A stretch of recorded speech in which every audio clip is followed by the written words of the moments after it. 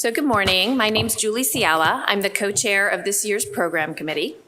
I'm pleased to introduce to you the 2025 Saul G. Massry Distinguished Award recipient.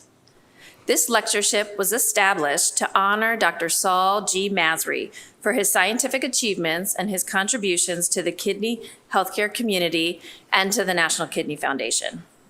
This year's recipient is Dr. Kathleen Liu. Dr. Liu is a professor of medicine and anesthesia in the divisions of nephrology and critical care medicine and the medical director of the medical intensive care unit and the apheresis hemodialysis unit at the University of California, San Francisco. Her research has focused on acute kidney injury and the acute respiratory distress syndrome with an emphasis on biomarkers and clinical trials. Dr. Liu has been an active member of numerous protocol development committees for the NHLBI's ARDS network and the PEDAL network. She has co-led phase 1 and phase 2 trials of mesenchymal stromal cell therapy for ARDS. During the COVID-19 pandemic, she was co-principal investigator for the I-SPY COVID-19 trial, an open-label phase 2 platform multi-center trial focused on novel therapies in patients with severe COVID-19. Dr. Liu was a steering committee member for the NIDDK-funded Assess AKI study focused on long-term AKI outcomes, and she is current external steering committee chair for the NIDDK-funded COPE AKI study. Dr. Liu chairs the American Society of Nephrology Kidney Health Guideline Oversight Committee and is a member of the ASN's AKI Now workgroup. Please join me in congratulating and welcoming our 2025 Saul G. Massry Award winner, Dr. Kathleen Liu.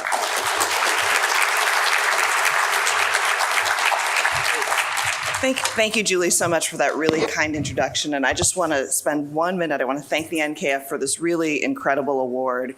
And I, of course, I did not have the opportunity to know Dr. Massry myself, but I really love this quote from him that is in an article from his close friend and colleague, Joel Koppel, that life is good and friends are its perfumes, right? So so for the fellows and the young people in the room, I think one of the most incredible things about a career in nephrology is the opportunity to make lifetime friends and colleagues, right? Who support you, who collaborate with you, and are really one of the things that make this work the most meaningful.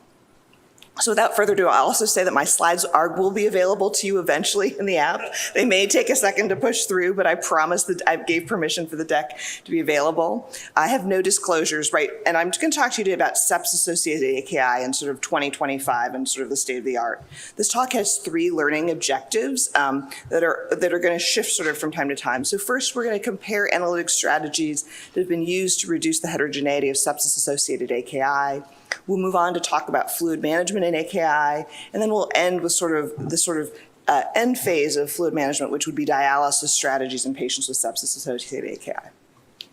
So I was speaking with a senior nephrologist earlier this week, and we were talking about sepsis and sepsis-associated AKI, and he said, isn't that a black hole, right? Where have we gone in the last 20 years in sort of that disease state, right? And I'm going to share with you sort of by way of phenotyping an approach that I think we will see over the next 25 years that may give us the opportunity to actually identify therapeutics in this domain.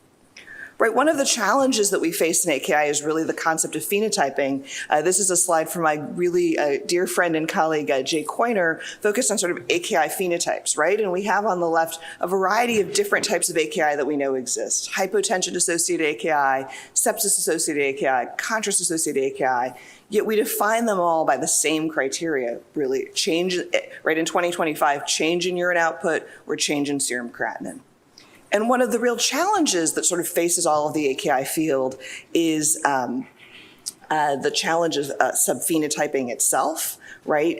This is data from Tribe AKI, which you'll recall was a study of cardiac surgery-associated AKI. They, as a part of their prospective study, wanted to determine different subphenotypes of AKI, right? So they took a very robust approach to this. They created a standard data collection form where they recorded standardized data about patients. They had an adjudication process that involved 3 nephrologists. Each nephrologist reviewed the same standardized data, and they they determined that if 2 out of 3 nephrologists agreed, there was consensus. If there was not consensus, they had to meet and discuss until there was agreement. And what's shocking across the study is that if you look at the study, they had full consensus less than 20% of the time, right? And if you look at adjudicators 1, 2, and 3, and you just look at the proportion of patients they thought had ATN in this study, it varies from 21% to 73%. So, right, huge variation amongst three individuals all thinking about the same disease state. And this may in part be right because in this patient population, prerenal azotemia and ATN are not that different, right? Again, just sort of highlighted here that if you look at something like the maximum post-op creatinine, there's huge overlap in the creatinines between the prerenal azotemia group and the ATN group. So they're really perhaps not that different. So what can we learn from other fields and other disease states? ARDS, I think, is a disease that's very similar to AKI in that it's also fraught with heterogeneity, right? And unfortunately now in 2025, this is a disease that does not need that much introduction, right? But you'll recall that it's the leading cause of hypoxemic respiratory failure, defined by both chest X-ray abnormalities and hypoxemia. And it develops following a number of known clinical conditions. These are often divided into direct lung injury categories versus indirect lung injury categories. Mortality, like AKI, is still quite high.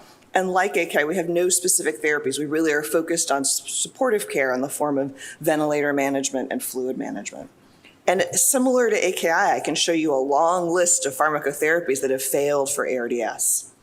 Now, what can we learn from the ARDS field? This field has actually had, because of the number of failed clinical trials, this has given us the opportunity to really look for disease subphenotypes within this disease, right? And this is data from our ARDSNet clinical trials analyzed by Carolyn Calfee at UCSF, right? And what I'm going to show you over the next few slides is that across a number of different clinical trials, we've been able to identify subphenotypes of ARDS. And what you can see here is that there's a hyperinflammatory subphenotype, a hypoinflammatory subphenotype, and this is a normalized plot, just sort of, and really what you want to take away from this plot is that things that define one subphenotype are high at one end, low at the other, and then they cross, and then the other phenotype, things are high and low. And so things that are higher in the inflammatory subphenotype are not surprisingly biomarkers that correlate with inflammation, IL-6, IL-8, PI1, and things like bicarbonate and systolic blood pressure are lower in that hyperinflammatory subphenotype. So now across a number of clinical trials that have been completed in this area, focused on a number of different therapeutic domains, you can see that 2 subphenotypes are consistently identified in the ARDS population. Consistently, the hyperinflammatory subphenotype, not surprisingly, has higher mortality that is highly statistically significant.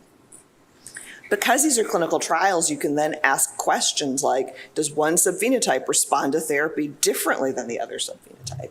Right? And in these clinical trials, we can show that the 2 subphenotypes respond differently to mechanical ventilation, a fluid strategy, even pharmacotherapy. And the other thing that has been shown in this literature is that you can then, right, the model that I showed you is quite complicated. It had 30 input variables, right? Julie's not going to be able to use that at the bedside to identify a hyperinflammatory subphenotype patient, right? But you can then actually develop a classifier model that only uses 2 to 3 of those inputs that will actually identify those patients quite well.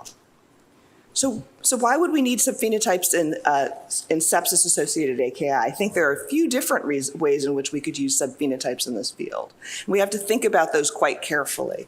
You might want to consider subphenotypes for clinical diagnosis, right? You could consider whether or not you want to use subphenotypes to identify patients who are similar in some biologic way, as has been done in the ARDS field, or you potentially could use these subphenotypes to identify patients who are at higher risk of adverse outcomes, such as death. And I think an important concept and a term that's perhaps been overused in the biomarker literature is this concept of fit for purpose. But as over the next 5 to 10 years, you see studies of subphenotyping, really focusing on this fit for purpose is going to be important as you analyze the studies.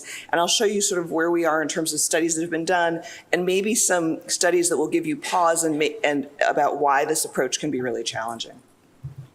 So this is data showing that subphenotypes of AKI can in fact be identified. This is data from Pavan Bhattraju focused on subphenotypes within a number of clinical trials and observational populations. Again, on the left, I'm just showing you the heat map, and visually you can see that there are big differences between these 2 subphenotypes that he describes as SP1 and SP2. The SP1 subphenotype is associated with better outcomes, both with regards to renal recovery and mortality across both a discovery cohort and a replication cohort.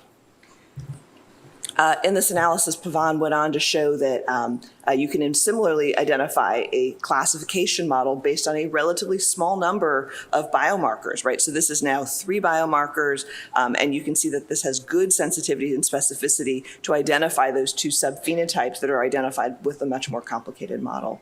And similarly, you can see that in both of those, that similarly, the identification of those phenotypes is associated with a very differential risk of death across the 2 groups. One of the cohorts that he used for this analysis is the VAST clinical trial. You'll recall that this was a clinical trial of norepinephrine and vasopressin for the treatment of patients with septic shock. And right, this is focusing then on the AKI patients within that cohort. What he showed is that in the SP1 subphenotype, that lower risk subphenotype, you could in fact see differential responses to therapy. Patients in this lower risk phenotype had less renal recovery and higher mortality when they were treated with norepinephrine compared to vasopressin. So again, giving us hope that we might in fact be able to identify differences in treatment responses across clinical trials. And similarly, applying this approach to the CLOVERS trial, which I'll talk about in a little bit. This is a trial of fluid management in patients with sepsis-associated hypotension. You can see here that, again, you can identify 2 subphenotypes. I will comment that these are a little bit funky subphenotypes because there are a few patients with end-stage kidney disease in this cohort, and they were, in fact, used in the AKI categories. But be that as it may, you can see that in the SP2 subphenotype, in this case, there's a very different response to fluid management strategies, with patients receiving a liberal fluid management response in this slide, having having more mortality than patients who were treated with the restricted fluid management strategy. And again, we'll come back to this. The end-stage kidney disease population may be particularly important.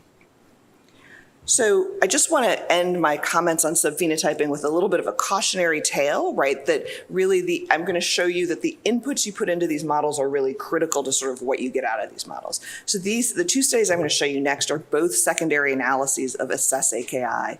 And you'll recall that ASSESS-AKI was an NIDDK-funded study of patients with and without AKI, stage 1 or greater, who survived a hospitalization and then were able to present for inpatient follow-up 90 days later. The focus of the study is on long-term outcomes of acute kidney injury.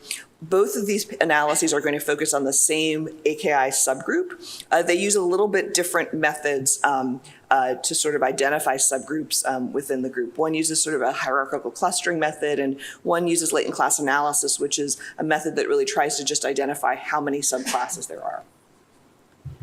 So in paper 1 by George Vasquez Rios and colleagues, right, they use this hierarchical clustering model, and you can just see here prettily that you can take this large population, and the hierarchical clustering identifies 4 subphenotypes of AKI.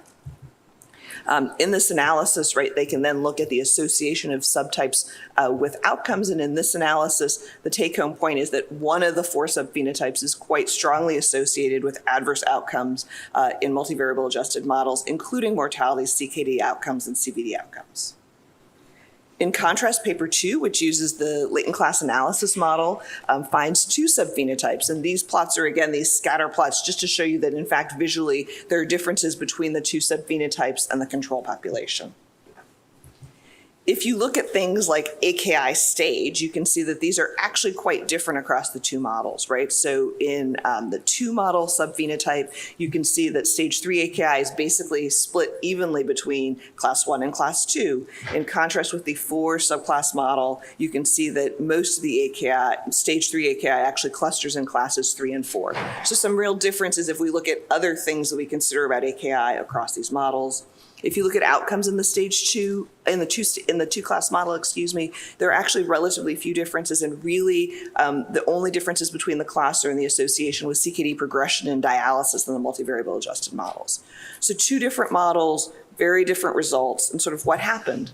So I think, right, kind of the key things is that these are using two different statistical methods, as I showed you. They actually use slightly different input variables. One model uses both demographics, comorbidities, kidney variables, and biomarkers. The other uses just demographics and biomarkers. And you can see that the outputs are radically different, right? And I think that this is in part because they're really trying to answer slightly different research questions, right? One model is really trying to identify subphenotypes that are associated with long-term outcomes based on clinical and biological factors. And the other paper, the paper from Pavan and colleagues, is really focused on biological subphenotyping. But I think these two papers together really represent sort of why we have to be really careful as we think about these subphenotyping approaches. These big data models can find patterns in the data if you feed them enough data. So really understanding what the inputs are and what question you're trying to answer will be critical as we try to use this technology to move forward. So I'm going to summarize this part of the talk. I've shown you that treatment-responsive subphenotypes of sepsis-associated AKI can be identified. I would actually argue that I think this is the future of sepsis-associated AKI. The disease in aggregate is just too heterogeneous for us to identify therapies. We can identify parsimonious models that can identify these subphenotypes with a relatively limited amount of data, which will make them potentially useful at the bedside. But that said, these methods are complicated, and small changes in the inputs can lead to very different models. So understanding what you're doing is really critical as we do these. So I'm going to turn now to one of my favorite topics, the topic of fluid management in AKI in general, and in this case in sepsis-associated AKI. I'm not going to belabor the point, the importance of sepsis, right? I think the key things to keep in mind is that based on adverse outcomes associated with sepsis and the increased costs of sepsis, CMS implemented bundled care elements for sepsis as far back as 2015. These really focus on fluid administration. And I think an important point to think about as you think about the literature around these bundled care elements is that bundled care is somewhat consistently associated with decreased mortality, but the impact on sepsis-associated AKI is much less clear and is often quite poorly studied in these studies. So just highlighting sort of the amount of fluid that we give to patients. This is data from the process trial, one of the later studies of early goal-directed therapy, and really just making the point that we give our patients with sepsis and septic shock a substantial amount of fluid. This is a study that compared early goal-directed therapy to a standard care arm, as well as a usual care wild-type arm. And you can see that kind of across all three of those arms, patients are receiving on average 6 to 8 liters of fluid over the first 72 hours of hospitalization. Fortunately, less than the fluid they were receiving in the reverse trial.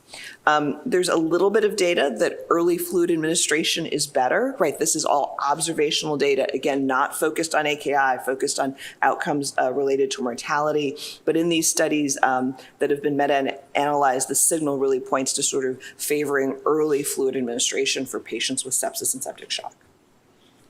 So what type of fluid to give, right? This has been an area of tremendous interest, right? This is a really lovely study from Wilcox and colleagues, right? That is the basis for about 15 years of clinical research, right?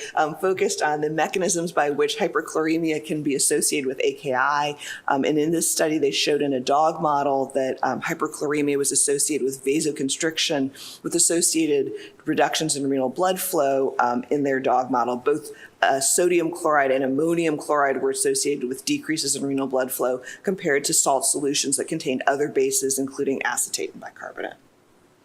So what is the impact on the human condition? This is a study from Chowdhury and colleagues that is, I think, really just a lovely and elegant example of how to do, of clinical research, right? Their hypothesis was that compared to plasma-light, normal saline resuscitation would result in greater extracellular fluid volume and decreased renal perfusion, right? This is a crossover study, right? So with a crossover design, you can use relatively few individuals to sort of get signal, right? This is a 12 healthy male volunteers study. I like to joke probably 12 healthy male medical students paid for this study, right? These individuals received 2 liters of normal saline or plasma light. They were followed, and then they came back 2 weeks later to receive the other therapy, right? So each individual serves as their own control, and you get tremendous power from a small number of individuals. And what they showed in this analysis was that normal saline administration was associated with greater extracellular fluid expansion and decreased renal perfusion. Starting on the left, right, if you look at the extracellular fluid volume, plasmolyte, when it treated with plasmolyte, the individuals are little dark circles. The open squares are normal saline, and you can see that the extracellular fluid volume is greater when these individuals receive normal saline, and that persists over the entire follow-up window. And they show subsequently that that's associated with softer measures that might associate with renal perfusion. In this case, changes in renal artery velocity and changes in renal perfusion as measured by MRI. So some intriguing differences in sort of those renal parameters, but certainly differences in sort of how that fluid distributes in the body, even over a short period of time.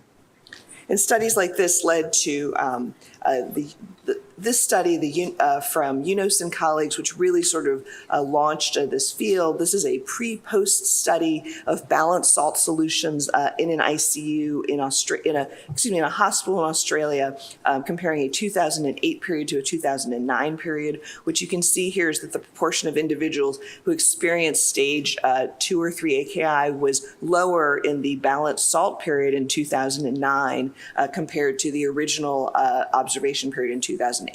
They controlled quite carefully for other variables, right? This is a 3-month period over the same time frame of the year, so that, in theory, incidence of flu and other things should be similar in their patient populations across this time period.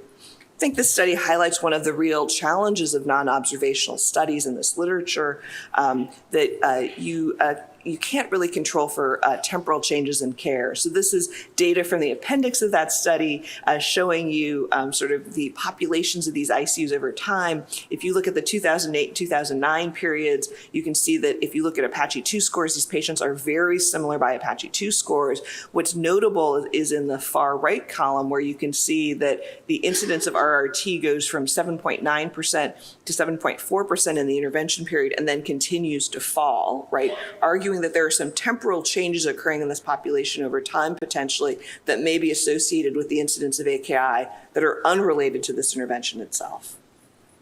The challenge, of course, with studying salt solutions in the hospital in general, right, is that you need to do very large clinical trials to actually see signal, right? And so these are two great examples of this literature. These are the SMART and SALTED ED studies performed at Vanderbilt University. These are pragmatic clinical trials where each ED and ICU is stocked with either balanced salt or normal saline as their default solution. You could opt out of the default solution that was stocked in your local area, but that said, compliance with the fluid selection was actually very good. In the ICU-based study, over 90% for both arms, over 83% for both arms in the ED study. The primary endpoint of the ICU study is MAKE 30, which is, you'll recall, is a composite of death, dialysis, and persistent renal dysfunction at 30 days. This is a secondary endpoint for the ED study, which was focused more on hospital length of stay. I don't have it in this slide deck, but you can see that if you look at the chloride and bicarbonate levels in patients in these two arms, that there's nice separation of the arms, arguing that in fact, were able to achieve their desired effect. In the SMART study focused on the ICU-based population, there was a statistically significant difference in the rate of major adverse kidney events, 14.3% versus 15.4% for a p-value of 0.04, right? This sort of highlights how difficult these studies are to do, right? You need 15,000 patients to see a signal with this sort of thing. If you break down that endpoint, actually you can see that most of the driver of that endpoint is differences in the rate of in-hospital death. Some minor differences with the salted population. So again, here the rate of major adverse kidney events is substantially lower in this less sick population. But again, signal favoring balanced crystalloids, 4.7% versus 5.6%. Interestingly, in this analysis, most of that signal is with regards to persistent renal dysfunction and less so related to outcomes such as death. This has led then to a number of other studies. The PLUS trial is a similar. This in contrast to that pragmatic study is a blinded clinical trial focused. This is an Australia, New Zealand study focused on patients who are going to need fluid resuscitation in the ICU for more than 3 days. You can see here no differences with regards to serum creatinine shown on the left, and no differences with regards to mortality shown on the right. No differences across a number of subgroups. And the BASICS trial, which is a South American study, has shown very similar results to the PLUS trial in terms of studies. And note that these are, again, although not quite as large as the pragmatic trials, quite large studies at over 10,000 patients. So putting this all together in terms of fluid selection, there's been a nice meta-analysis of 13 randomized clinical trials. And what you can see is that if you put all of this data together, the relative risks are actually quite small, right? So the relative risk for 90-day mortality across this population is 0.96 with a 95% confidence interval that crosses 1, right? So, and that really means, right, that you have a 9% relative risk reduction to a 1% relative risk increase in mortality. You can see similarly for AKI and for renal replacement therapy, you have similar estimates, right? And both of those estimates cross 1. I think nonetheless, this literature highlights the importance of fluid as a drug and the thought that you really need to think about sort of what you're trying to achieve in your individual patient. I don't have slides in here to talk about this, but another concept that I think is important in this literature, right, is resource utilization and testing, right? If you have a patient with hyperchloremic acidosis, in addition to lactic acidosis in the setting of sepsis, you may be sending more blood gases, you may be doing more monitoring in those patients, and those are other factors to keep in mind. So I'm going to just turn now to circumstantive of how much fluid and fluid overload, right? You'll know that the surviving sepsis guidelines have a recommendation for fluid resuscitation, right? This 30 mils per kilo, right, that our ED colleagues are very focused on. This was formerly a strong recommendation. It's now a weak recommendation, and that's because it's really based in fairly limited data. It's based in plots like these, which plot the amount of fluid given over 3 hours, right? The plot on the left is mortality. The plot on the right is intubation. You can see that the intubation plot in particular has kind of this U shape, right? You don't give enough fluid, the patient's under resuscitated, bad things happen. You give too much fluid, and the patient gets volume overloaded and bad things happen, right? And this 30 mils per kilo is really sort of like people's estimate of 30 mils per kilo seems to be kind of that sweet spot where not too many bad things are happening, right? And we're giving enough fluid. And that's literally how we got to this recommendation that has driven a tremendous amount of practice in this field.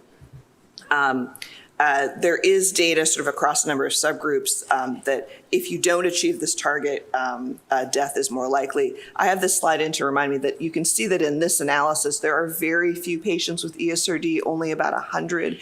But interestingly, even in that subgroup, this study suggests that you need to really think about giving enough fluid resuscitation because patients who did not achieve that target were at an increased risk of death.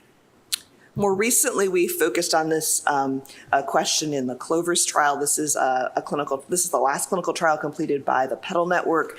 This was a study focused on benefit to early fluids versus vasopressors. Right, this is a study of adults with sepsis-associated hypotension who had already received an initial resuscitation of 1 to 3 liters of crystalloid. So many of these people, keep in mind, were already close to that 30 cc's per kilo. Patients randomized to either a liberal fluid resuscitation strategy or a conservative fluid strategy. Really, the key thing is in the in the conservative fluid arm, you're really only giving fluids if you met certain rescue criteria for fluid administration. You can see here that we achieved good separation in this clinical trial in terms of fluid balance over the 24 hours of the study period. Patients in the restrictive arm received about 1.2 liters of fluid compared to over 3 liters of fluid in the liberal arm. Not surprisingly, patients in the restrictive arm had almost double the use of vasopressors compared to patients in the liberal arm. In terms of outcomes, there were no difference in the primary outcome of death before discharge home. We examined a number of forms of organ support, including a focus on AKI, either in the form of renal replacement therapy or sort of using KDIGO AKI stage. And you can see that there were no differences across the two treatment arms with regards to either of those endpoints. Again, no big differences in the subgroup analyses with the exception of perhaps ESRD, where again, there are only 73 individuals here, but you can see that there is signal that really just is sort of barely at 1, but that really suggests that the more restrictive fluid strategy is in our patients with end-stage renal disease. probably appears to be associated with mortality benefit in this trial. And again, keep in mind, this is patients who've already received some fluid resuscitation up front. So this is not saying turn off the tap right when you hit the ED, but be thoughtful about fluids in these patients after they've gotten some degree of initial resuscitation. And of note, I think an important thing to keep in mind is that not surprisingly, based on what I've told you, right, more patients in the restrictive arm needed other resources that are sometimes limited, including the use of the ICU. Patients in the restrictive arm, because of the increased vasopressor use, had to go to the ICU more often, as shown in the pink bars, and more of these patients had central lines inserted as well. So I'm going to turn just for a little bit to the concept that fluid right early up front is not great. The studies I've just shown you have suggested that there may be harm to too much fluid, right? And this has been a big focus of the ARDS world since the publication of the FACT trial. This was a study of protocolized fluid protocolized diuresis, essentially, in patients with ARDS who had shock resolution. What I'm showing you here is the difference in fluid balance in the two treatment arms. In the fluid liberal arm, patients were approximately 7 liters positive over the 7 days of the trial. In the fluid conservative arm, patients achieved an approximately even fluid balance over the same time period. We have shown in other analyses that fluid liberal arm looks very much like usual practice. While that was not associated with a mortality benefit in this population, it was associated with a trend towards improved mortality in the fluid conservative arm. And it was associated with an increased number of ventilator-free days. Ventilator-free days are a composite of time in the ventilator and mortality. More ventilator-free days is a better outcome. So you can see that, and that difference was statistically significant. There's obviously been interest in the impact of fluid overload on a number of different organs, and that, right, we think about fluid overload in the lung quite a bit as intensivists, but that fluid overload may have a number of adverse effects on other organs and other organ healing as well. So focusing on the AKI population, there's been interest in this concept of fluid overload in patients with AKI. This is an analysis from the Picard cohort, which is an academic study of patients in the ICU undergoing nephrology consultation.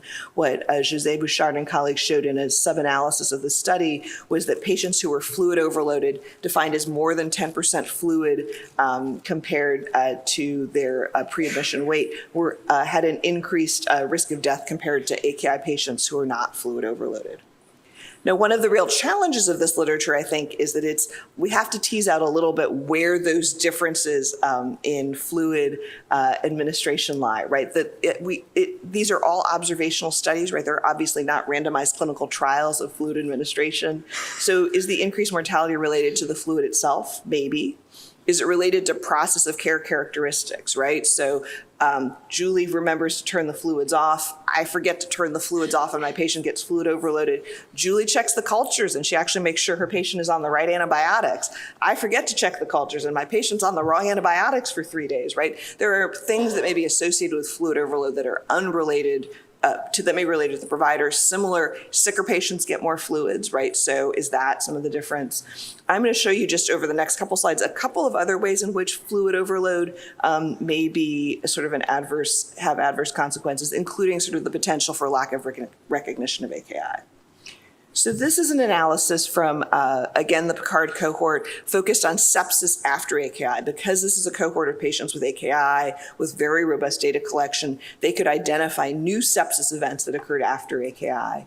Right, and they looked at things that were independent risk factors for the development of de novo sepsis, probably reassuringly things like steroid therapy, right, that would cause our patients to be immunosuppressed or associated with a greater risk of sepsis. In this analysis, fluid overload as well was associated with a greater risk of sepsis, with more than 25% of AKI days being the cut point for fluid overload. I've been very interested in this concept of fluid overload and its potential impact on the ascertainment of AKI since this paper from Etienne Macedo. She looked again at the Picard cohort and looked at cumulative fluid balance in these patients with AKI. Again, you can see reassuringly over 7 days, these patients are about 6.5 liters fluid positive, so very similar to the data I've shown you previously. You can adjust the creatinine for the volume of distribution, the change of volume of distribution, and what you can see is that in the study is is that by day 5 or 6, you have a 13 to 14% underestimation of serum creatinine if you don't account for this change in the volume of distribution. We then used this FACT trial that I have shown you already to examine the impact of fluid overload on AKI ascertainment in patients. Right, this is just hierarchically how we divided patients in this analysis. Right, you can see at the top right that you could have a patient whose volume of distribution doesn't change over the 7 study days. Their creatinine changes a little bit, so they don't have AKI, whether or not you adjust for fluid balance, right? In contrast, there are people at the bottom whose creatinine goes from 1 to 1.5. They're also very fluid positive.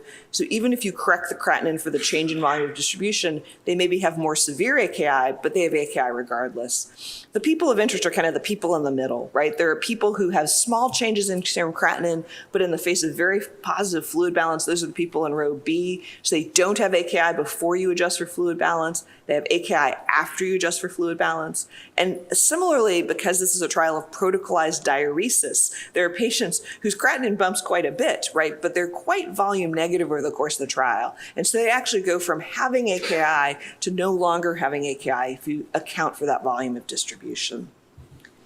And what we showed in this analysis was that if we looked at mortality and ventilator-free days, that those middle groups were actually very interesting, right? So not surprisingly, people without AKI have a relatively low mortality shown in the blue bars, 12%, and a high number of ventilator-free days shown in the red bars. People who have AKI in group D have high mortality, 35%, relatively few ventilator-free days. The people in group B, right, so the volume overloaded people who have very small changes in creatinine actually look like the people with AKI, right? They have high mortality rates on the order of 30%, fewer ventilator-free days. And the people in group C, right, who have AKI in the setting of diuresis or changes in creatinine in the setting of diuresis that then are attenuated by that adjustment actually do very well. Low mortality rates very similar to patients without AKI. So I think, again, just really highlighting some of the ways in which fluid can confound our analyses and really kind of highlighting, I think, the concept that we need to think about deresuscitation and fluid removal in these patients. So I'm going to end this talk sort of focused on the concept of diuresis in the ICU and sort of what are our strategies for diuresis under the ICU. This is an area that I think is, again, an area where we have limited data at this point to support our practice and is an area under construction. So I shared with you the FACT protocol. This is probably the best data we have across all of the ICU examining protocolized diuresis, right? This is This is a protocol that made people's head hurt when we did the study, right? It's a very complicated set of diagrams, but kind of the key things, right, are that here we're focused on patients who are able to maintain a MAP greater than 60 off vasopressors, who have evidence of good perfusion, right, measured both by urine output and by measures of effective circulation, and differences in the protocol are really then driven by central venous pressure sort of across those arms. Some of the key points, I think, of the FACT protocol that are a little bit hidden if you don't read sort of the fine print are that patients in the FACT protocol had to be out of shock for 12 hours. Certainly, we see a lot of application of the FACT protocol in patients who are still in shock. And it does not apply in some form of AKI. So you'll recall that this is a study that was designed before our consensus definitions for AKI, right? So here they defined renal dysfunction as dialysis dependent, as oliguria with a creatinine greater than 3, or oliguria with a creatinine less than 3, and urinary studies indicative of AKI. And I will admit that I've not gone back to look at the fine print of sort of how many people these. I would suspect that this is mostly oliguria with a creatinine greater than 3, right? Because intensivists aren't looking at urine to get a sense of AKI, right? And this protocol recommended sort of significant Lasix dosing in terms of either bolus dosing up to 160 milligrams or 24 milligrams per hour. And this protocol was implemented every 4 hours. So these patients could receive significant diuresis. An important point of the FACT protocol is also that the targeted CVP was not the achieved CVP. So the target CVP in the conservative arm was a CVP of less than 4. I showed you that there were escape clauses for the protocol around evidence of perfusion. And what you can see here is that patients in the conservative arm actually had an average CVP of about 8 compared to the target of 4, right? So one of the key things here is to just keep in mind that you're not using that number sort of in general. So my practical tips for FACT implementation, right?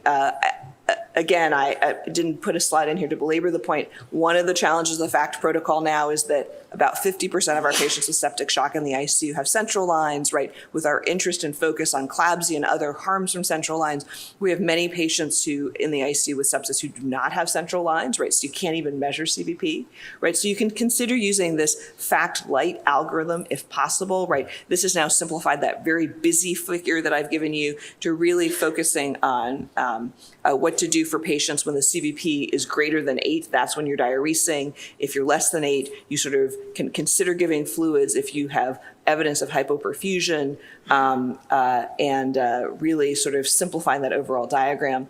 I think more practically speaking, I just think about fluid balance since admission, right? I showed you that in the FACT protocol, patients were about even over the first 7 days of the protocol. So I think about whether or not a patient just has positive fluid balance or evidence of fluid overload. And the other thing that I think about with when I think about diuresis for my patients in the ICU is that if a patient was diuretic responsive and their urine output tapers off, right, you should take pause and reevaluate, right? The ICU team often boldly has the goal of diuresing the patient to a fluid target of -1 liter per day, right? And I say to my team, if you're not able to, like if you were diuresing with 2 of Vumex and suddenly you're not getting any urine output from 2 of Vumex, you need to stop. Don't double the dose of Vumex and see what happens. Think about what's actually happening to the patient, right? Because I think we have to really think about what to do if the patient's not diuretic responsive, right? And we have to think about why they're not diuretic responsive, right? This may be due to sort of a sepsis or hypoalbuminemic state, where the patient may not be able to recruit a fluid sort of appropriately, right? Obviously things in the cardiorenal syndrome, obviously this may also occur in the setting of AKI. So in terms of best practices for volume management in the setting of renal failure and AKI, I've talked about setting goals, reassessing them on an ongoing basis, and if you're unable to achieve the goal, why you might not be able to achieve the goal, right? We've talked about the fact that the patient may be getting sicker, right? They may be volume overloaded, they may be volume deplete. Again, practically speaking, they may be getting more fluids in, right? You may have started TPN, right? You may have started new fluids, and that may be impacting fluid goal, and you may have to change your diuresis goals. So I'm going to turn to sort of what we do in the patients who are now with AKI, no longer fluid responsive, and to think about dialysis strategies, including timing and fluid removal in these patients. As you know, there have now been a number of randomized clinical trials that have focused on timing of dialysis in patients with AKI. I'm just going to show you data from one of these studies. I picked the ideal ICU study because this is in fact a study of sepsis-associated AKI. Right, so these were patients who had rifle failure criteria in the setting of early septic shock. This is tripling of serum creatinine or greater. And the hypothesis of this study was that early renal replacement therapy initiation would reduce 90-day mortality by 10%.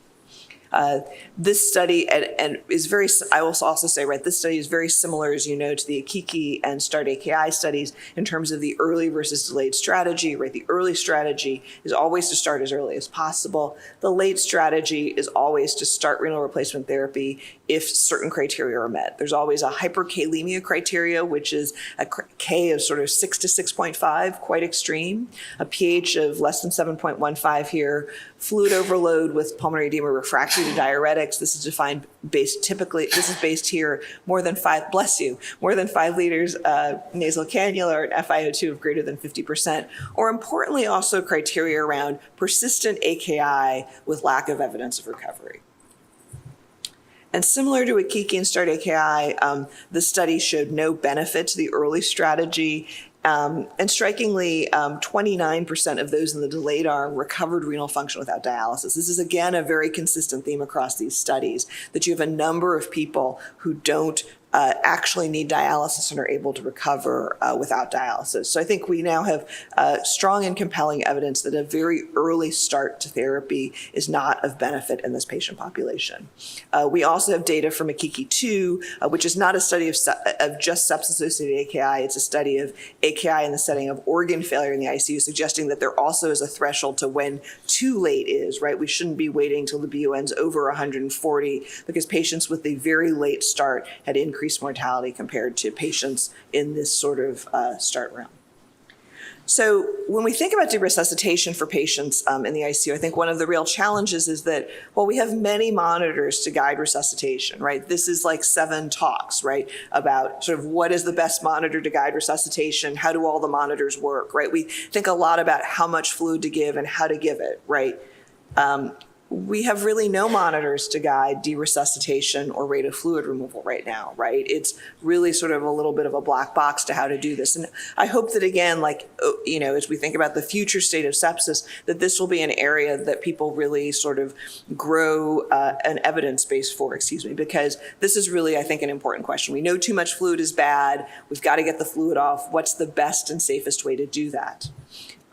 Right, I think just to sort of highlight kind of what our principles are, right, the goal of fluid removal, right, either with diuretics or renal replacement therapy is to mobilize fluid, right, but you don't want to cause intravascular volume depletion, right, and the $20 million question that is sort of how quickly is that rate of fluid removal, right, are patients who are sicker, who have low oncotic pressure due to hypoalbuminemia, who may have SIRS and have capillary leak, may have a lower rate of fluid recruitment from their extravascular space to their intravascular space, but those patients just look fluid overloaded on exam, and we don't have great monitors to know sort of how to do that.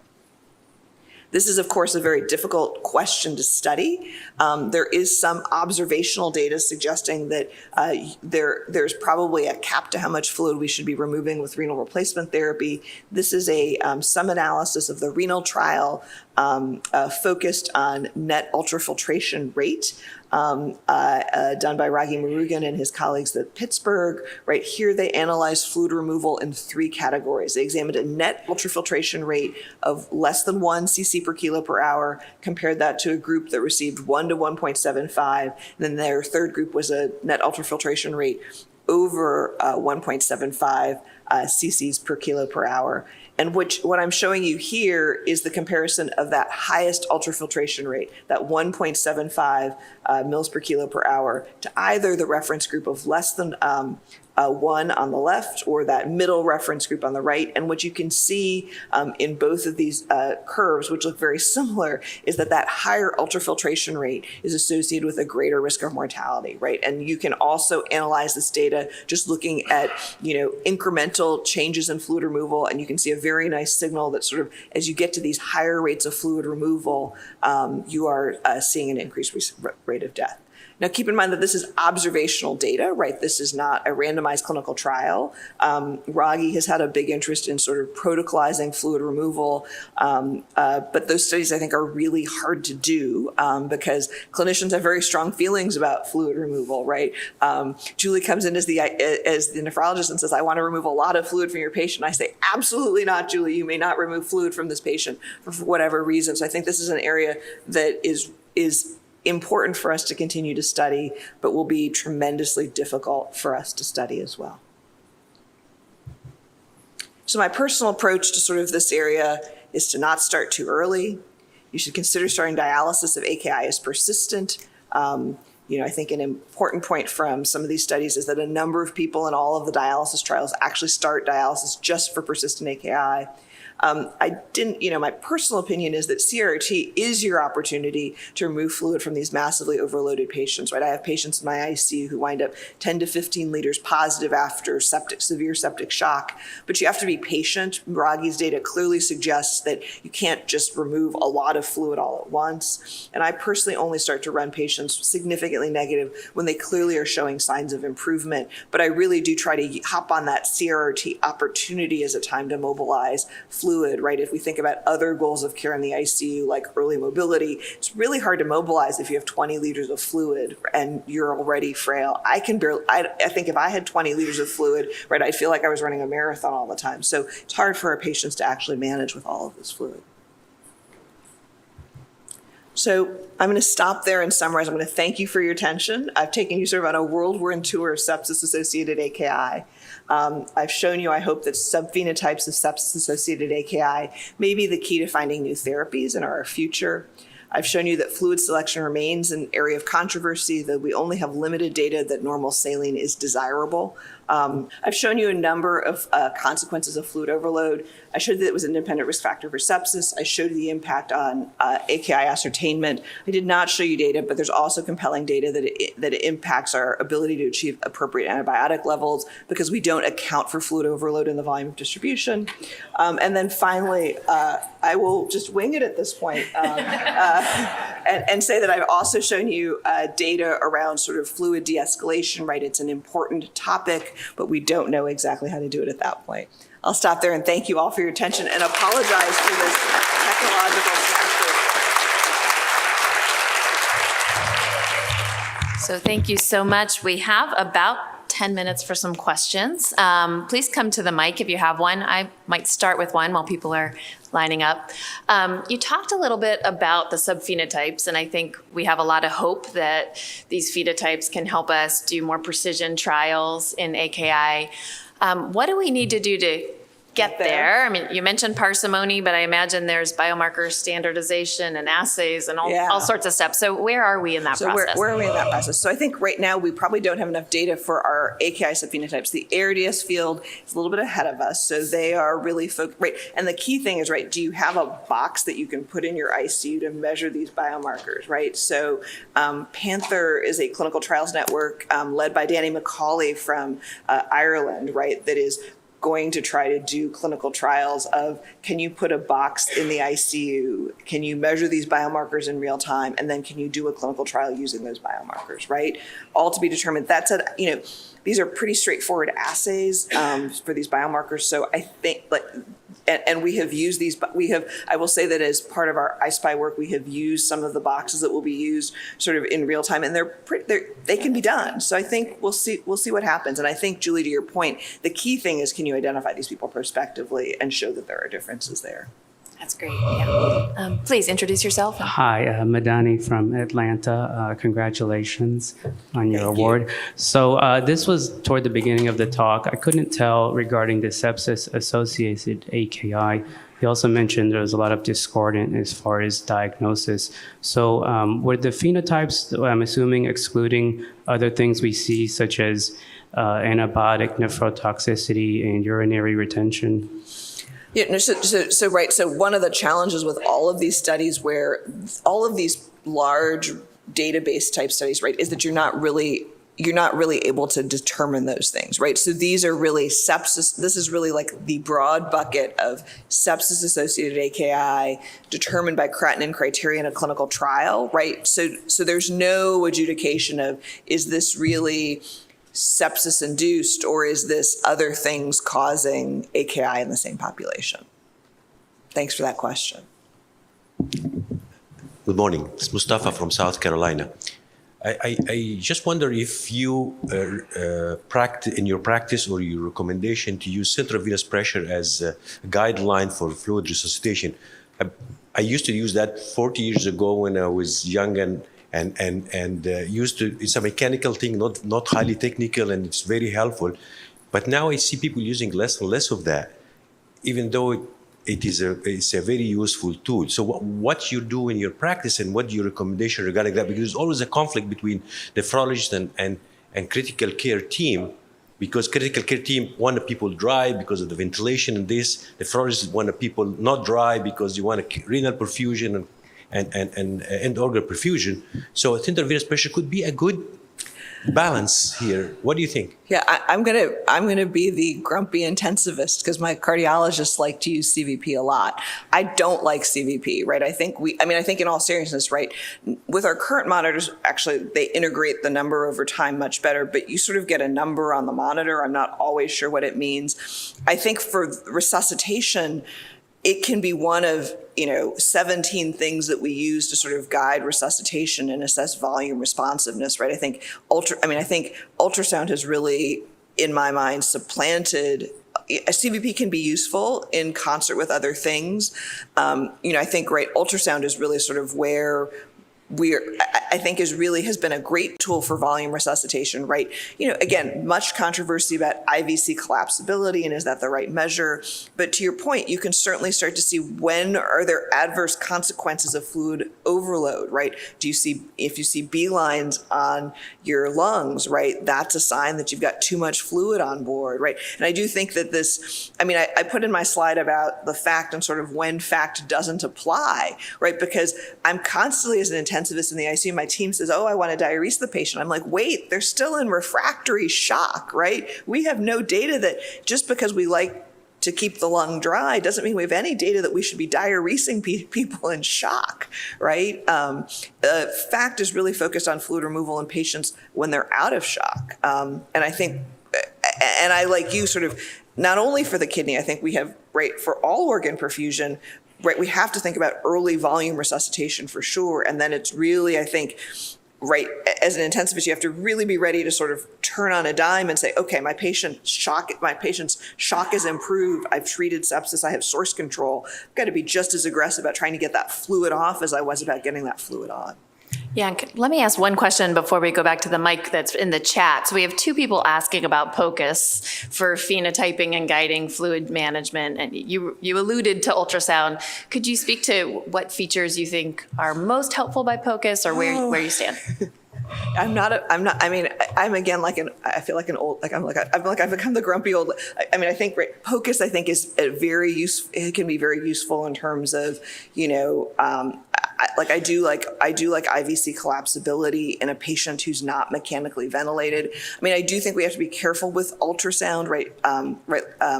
In that I think we for a while were sort of too far the other way. Like my trainees were spending hours trying to look at the IVC, and I was like, just give some fluid, right? And in particular, right, for your patient on renal replacement therapy. Like I was in the surgical ICU a couple of weeks ago, and we were arguing, did we want to give more fluid because the patient was in septic shock? Did we not want to give fluid because the patient had new anastomoses and we were worried they were going to burst if they got too fluid overloaded?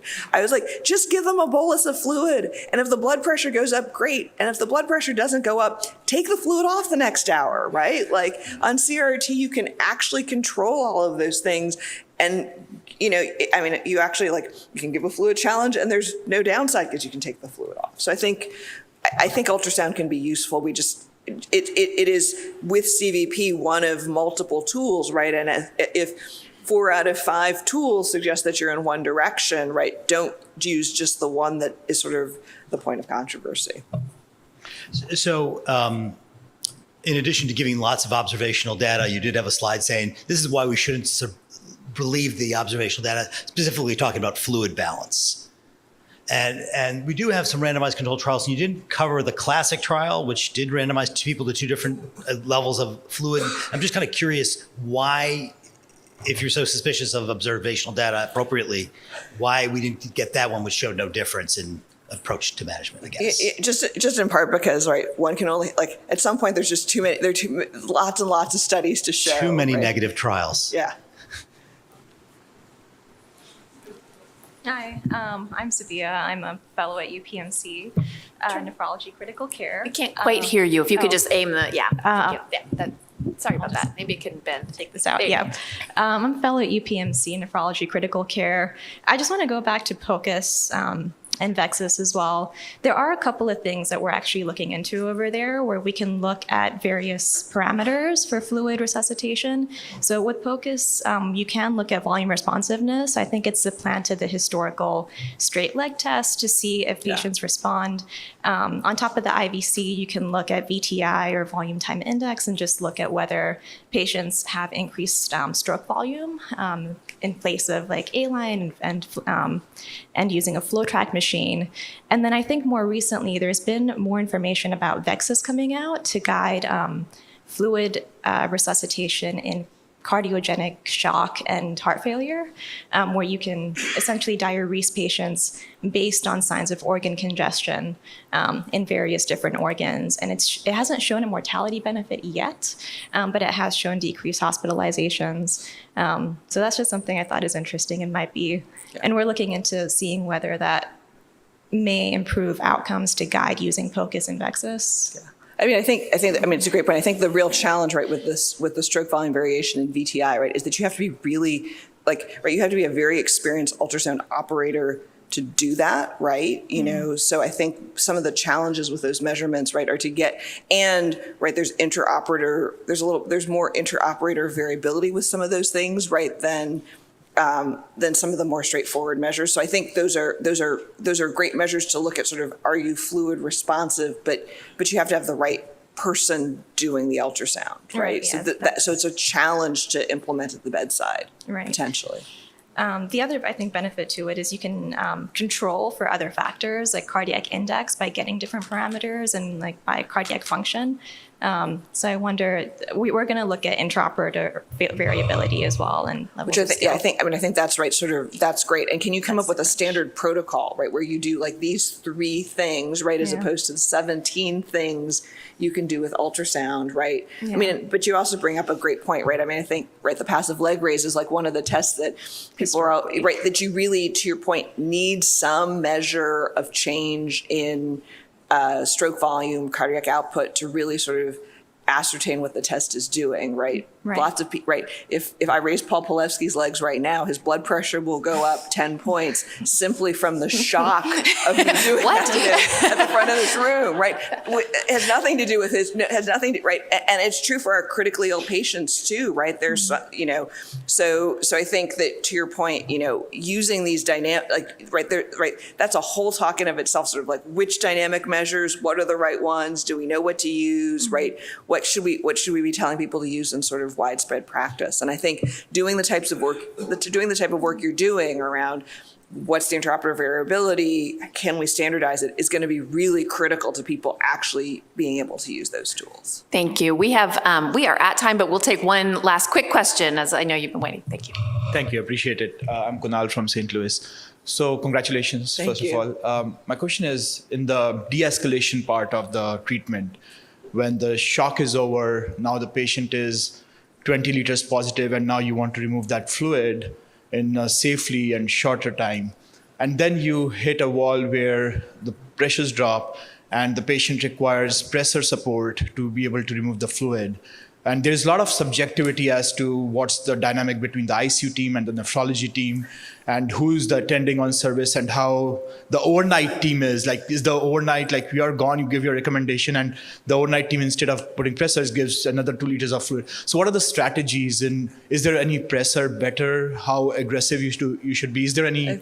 I think evidence behind. I think this is the hard. I mean, I think this is like the hardest thing. I mean, I think things I like to do, right? Like I like to turn fluid removal. I mean, and I think part of the reason you hit the wall is you just hit a wall where the patient has recruited all of the extravascular fluid they can, and they just need a pause, right? Like it's at some point they'll recruit fluid back into their intravascular space, and you can start to take it off, right? So I think practical things are, I sometimes will try to take more fluid off during the daytime than I will at night, right? So that I'm there during the daytime, and when the patient's blood pressure drops, I can say, okay, we're going to run, don't give fluid or give a little fluid. We're going to run even for a while and see what happens. I also think that sort of, I've really had to think about this concept of being patient, right? Like, if my patient is running negative 150 cc, my 20 liters positive patient, I'm thinking of a very specific patient, tolerating 150 cc's an hour, right? Don't get greedy and go up. Like, at some point, you're like, this is going well, right? I'm not on pressors, right? The patient has good blood pressure.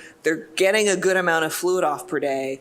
And at some point as a nephrologist, I'm just like, okay, if I keep going up because I want to get all the fluid off, at some point I'll drop the pressure and somebody will, be nervous about that. So I do start to think about how much fluid do I want to get off while I'm still on CRRT, and kind of back calculating to my rate. And once I get to a rate that I'm happy with, I don't keep going up because I know that I'm going to get into, the likelihood of me getting into trouble is high. Do you use pressor support to be able to sustain some fluid removal during that time?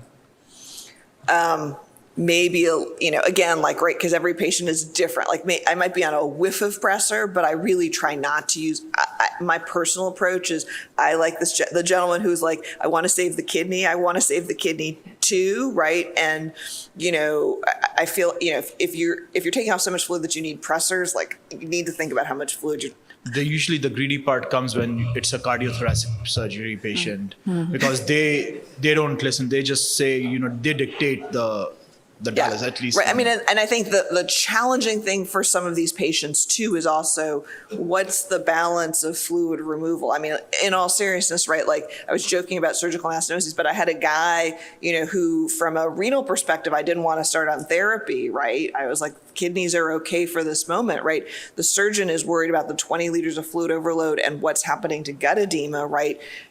The patient is also not going to survive if they develop an anastomotic leak because they rupture their anastomosis because they're volume overloaded. So finding that balance, I think, is a conversation. Thank you. Yeah, we're going to stop it there. Thank you so much for an excellent talk. Please complete your evaluation in the app.